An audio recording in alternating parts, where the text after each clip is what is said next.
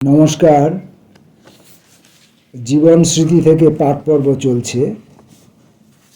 গতকাল আমরা কাব্য রচনা চর্চা এই পর্বটি পাঠ করেছিলাম। আজকের পর্বটির নাম শ্রীকণ্ঠবাবু। শ্রীকণ্ঠবাবু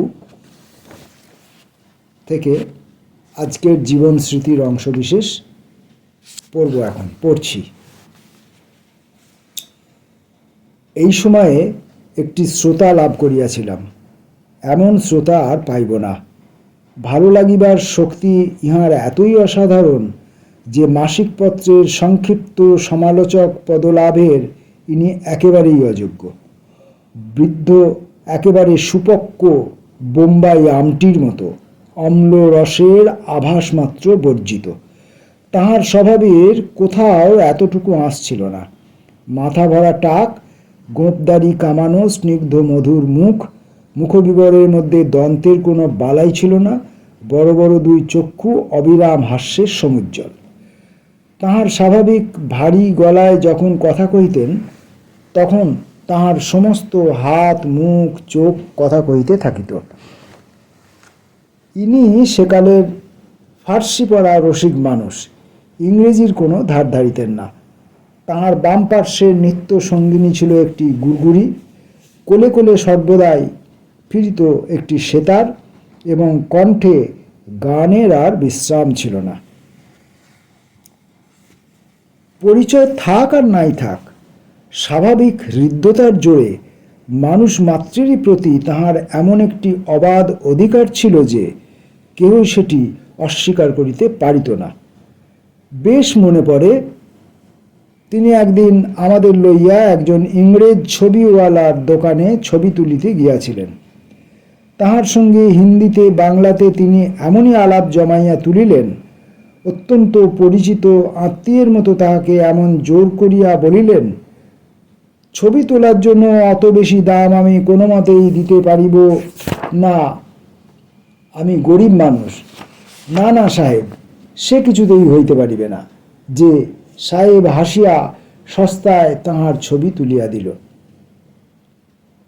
কড়া ইংরেজের দোকানে তাহার মুখে এমনতর অসঙ্গত অনুরোধ যে কিছুমাত্র অশোভন শোনাইল না।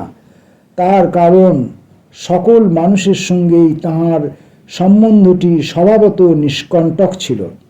তিনি কাহারও সম্বন্ধেই সংকোচ রাখিতেন না, কেননা তাহার মনের মধ্যে সংকোচের কারণই ছিল না। তিনি একদিন আমাকে সঙ্গে করিয়া একজন ইউরোপীয় মিশনারির বাড়িতে যাইতেন। সেখানে গিয়া তিনি গান গাইয়া, সেতার বাজাইয়া, মিশনারির মেয়েদের আদর করিয়া, তাহাদের বুট পড়া ছোট দুইটি পায়ের অজস্র স্তুতিবাদ করিয়া সভা এমন জমাইয়া তুলিতেন যে তাহা আর কাহারও দ্বারা কখনোই সাধ্য হইত না। আর কেহ এমনতর ব্যাপার করিলে নিশ্চয়ই তাহা উপদ্রব বলিয়া গণ্য হইত, কিন্তু শ্রীকণ্ঠবাবুর পক্ষে ইহা আতিশয্যই নয়। এই জন্য সকলেই তাহাকে লইয়া হাসিত, খুশি হইত। আবার তাহাকে কোনো অত্যাচারকারী দুর্বৃত্ত আঘাত করিতে পারিত না। অপমানের চেষ্টা তাহার উপরে অপমান রূপে আসিয়া পড়িত না। আমাদের বাড়িতে একসময়ে একজন বিখ্যাত গায়ক কিছুদিন ছিলেন। তিনি মত্ত অবস্থায় শ্রীকণ্ঠবাবুকে যাহা মুখে আসিত তাহাই বলিতেন। শ্রীকণ্ঠবাবু প্রসন্ন মুখে সমস্তই মানিয়া লইতেন, লেশমাত্র প্রতিবাদ করিতেন না। অবশেষে তাহার প্রতি দুর্ব্যবহারের জন্য সেই গায়কটিকে আমাদের বাড়ি হইতে বিদায় করাই স্থির হইল। ইহাতে শ্রীকণ্ঠবাবু ব্যাকুল হইয়া তাহাকে রক্ষা করিবার চেষ্টা করিলেন। বারবার করিয়া বলিতে লাগিলেন, ও তো কিছুই করে নাই, মদে করিয়াছে। কেহ দুঃখ পায়, ইহা তিনি সহিতে পারিতেন না। ইহার কাহিনীও তাহার পক্ষে অসহ্য ছিল। এই জন্য বালকদের কেহ যখন কৌতুক করিয়া তাহাকে পীড়ন করিতে চাহিত, তখন বিদ্যাসাগরের সীতার বনবাস বা শকুন্তলা হইতে কোনো একটা করুণ অংশ তাহাকে পড়িয়া শোনাইত। তিনি দুই হাত মেলিয়া নিষেধ করিয়া অনুনয় করিয়া কোনো মতে থামাইয়া দেবার জন্য ব্যস্ত হইয়া পড়িতেন। এই বৃদ্ধটি যেমন আমার পিতার, তেমনি দাদাদের, তেমনি আমাদেরও বন্ধু ছিলেন।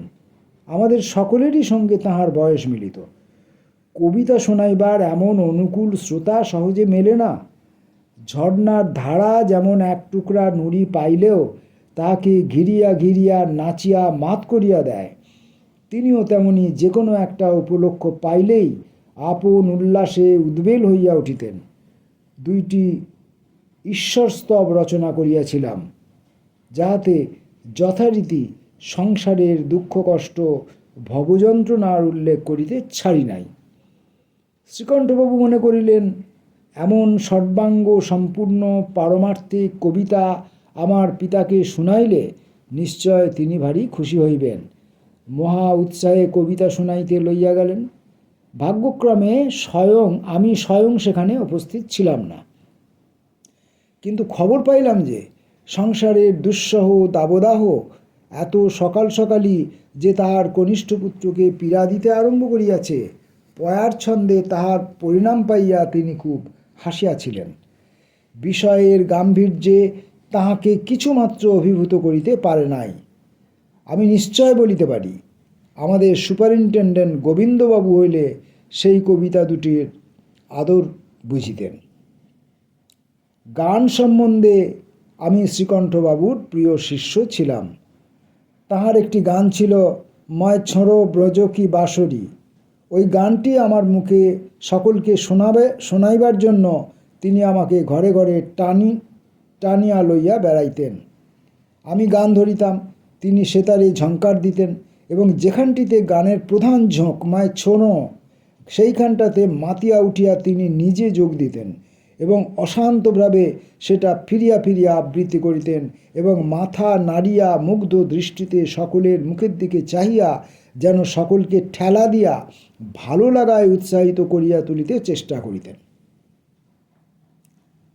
ইনি আমার পিতার ভক্ত বন্ধু ছিলেন। ইহারই দেওয়া হিন্দি গান হইতে ভাঙা একটি ব্রহ্মসঙ্গীত আছে, অন্তরতর অন্তরতম তিনি যে ভুলো না রে তাঁয়। এই গানটি তিনি পিতৃদেবকে শোনাইতে শোনাইতে আবেগে চৌকি ছাড়িয়া উঠিয়া দাঁড়াইতেন। সেতারে ঘন ঘন ঝঙ্কার দিয়া একবার বলিতেন, অন্তরতর অন্তরতম তিনি যে। আবার পাল্টাইয়া লইয়া তাহার মুখের সম্মুখে হাত নাড়িয়া বলিতেন, অন্তরতর অন্তরতম তুমি যে, মানে পিতৃদেবের উদ্দেশ্যে। এই বৃদ্ধ যেদিন আমার পিতার সঙ্গে শেষ সাক্ষাৎ করিতে আসেন, তখন পিতৃদেব চুঁচুড়ায় গঙ্গার ধারের বাগানে ছিলেন। শ্রীকণ্ঠবাবু তখন অন্তিম রোগে আক্রান্ত, তাঁর উঠিবার শক্তি ছিল না।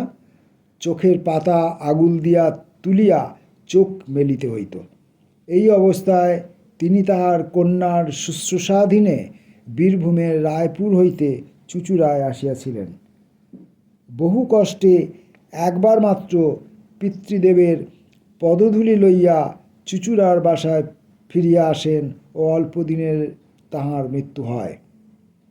তাহার কন্যার কাছে শুনিতে পাই, আসন্ন মৃত্যুর সময়ও কি মধুর তব করুণা প্রভ গানটি গাইয়া তিনি চিরনীরবতা লাভ করেন। একটি অদ্ভুত সুন্দর চরিত্রের বর্ণনা দিয়েছেন। চরিত্রটি অধিকাংশ জায়গা জুড়ে আছে, অল্প একটু জায়গায় রবীন্দ্রনাথ তাঁর কবিতার পাঠক হিসাবে শ্রীকণ্ঠবাবুকে দেখিয়েছেন, গুণমুগ্ধ পাঠক হিসাবে। বাদবাকি জায়গায় শ্রীকণ্ঠবাবু তার নিজের চারিত্রিক বৈশিষ্ট্যে জ্বলজ্বল করছেন এই রচনাটুকুর মধ্যে। এখানে আমাদের বিশেষ করে কোনো অভিজ্ঞতা এর সঙ্গে মেলাবার মতো নেই। আজকে এই পর্যন্তই শ্রীকণ্ঠবাবু। আগামীকাল বাংলা শিক্ষার অবসান, এই পর্বটি বেশ বড় আছে, হয়তো একদিনে পড়া যাবে না। জীবন স্মৃতি থেকে আজকের মতো পাঠ পর্ব এখানেই শেষ করলাম। নমস্কার।